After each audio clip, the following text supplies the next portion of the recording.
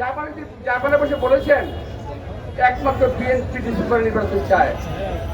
এর জবাব আমি বলতে চাই, ডক্টর শেখ আপনি স্মরণ করে দেখেন তো, ডিসেম্বর নির্বাচনের কথা কিন্তু আপনি প্রথম বলেছেন। আপনি প্রথম বলেছেন, আমি আবারও বলছি আপনি প্রথম বলেছেন। আমরা চলে আসার পরে বাইরে আসার পরে সন্ধ্যা 6টার সময় 6:30টার সময় আপনার প্রেস সেক্রেটারি সে বলছে জুন মাসে নির্বাচন হবে। প্রেস সেক্রেটারি আপনি কি এক কথা হতে পারে? এক কথা নয়। সুতরাং নির্বাচনকে তাল বাহানা করে পিছানোর চেষ্টা করবেন না।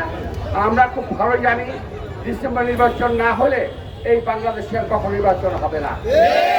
এই বাংলাদেশ প্রধানত হবে বিদেশি পণ্যদের হাতে। আজকে আমার এখানে আমরা যেভাবেই হোক খাদ্য বন্টন করছি, আমরা কাপড় দিচ্ছি, সে মাটিতে খাওয়া নাই, কাপড় নাই, মানুষ বাচ্চা কাচ্চা স্কুলে যেতে পারে না, সেদিকে কোনো খবর নাই।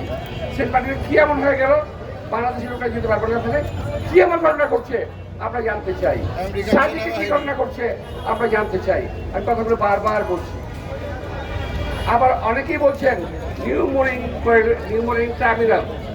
আরে ভাই, 30,000 কোটি টাকা ব্যয়ে এই নিউ মরিং টার্মিনালকে আধুনিকায়ন করা হয়েছে। বিশ্বের যে কোনো টার্মিনালের মতোই এই টার্মিনালের অত্যন্ত কর্মক্ষমতা রয়েছে, অনেক রকম সকল রকম সুবিধা রয়েছে এই টার্মিনালে। এই টার্মিনাল কেন আমরা বিদেশে দেবো? যে বিদেশে আসবে তারা কি টাকা কামাবে এখান থেকে? টাকা যদি তারা কামায় সেটাকে বাংলাদেশে রাখবে? বাংলাদেশে রাখবে না। সুতরাং এই বিদেশিদের প্রতি প্রেম ভালোবাসা ছেড়ে দেন, দেশের মানুষের প্রতি ভালো রাখেন। আমরা যেমনি ছিলাম আমরা তেমনি থাকতে চাই, আর একটু ভালো হতে চাই, খারাপ হতে চাই না।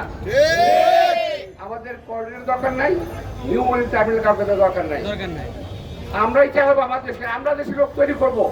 এই দেশের লোক কন্টেনার চালাবে, এটা নিউ মরিং যে মানবিক করিডোর,